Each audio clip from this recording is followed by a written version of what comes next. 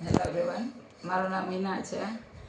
પહેલાં 2-3 વર્ષથી મને નોર્મલ આંચકી આવી જતી હતી.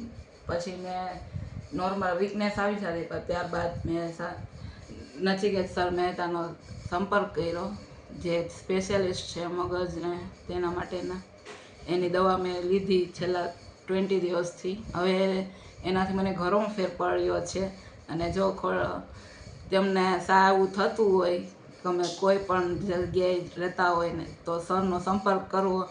તેનાથી તમને ઓછી ગોળીએ તમને સારું રિઝલ્ટ મળે, તેના માટે સર સાથે સંપર્ક કરો, તે માટે નમ્ર વિનંતી. Thank you. શું થતું હતું તમે બોલો વિગતમાં.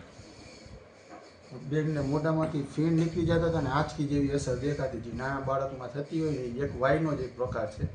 એટલે અમે 3 વર્ષથી આ પ્રોબ્લેમને એક્સપિરિયન્સ કરતા હતા. પછી લાસ્ટ ટાઈમ એક રેફરન્સથી અમે નચિકેત સાહેબના સંપર્કમાં આવ્યા. તેને કીધું આ કોઈ બહુ મોટી બીમારી નથી, ખાલી 2 ગોળીથી રેગ્યુલર તમે 2 ગોળી ચાલુ રાખશો એનાથી આ કવર થઈ જશે. 20 દિવસમાં અમને એનું રિઝલ્ટ મળેલ છે. અહીંયા કંઈ તમને ખોટા બિનજરૂરી ખર્ચો કરાવ્યો હોય કે રિપોર્ટ કરાવ્યો હોય? નહીં, નોર્મલ જે દવાનું થતું એ જ, બીજો કાંઈ નહીં.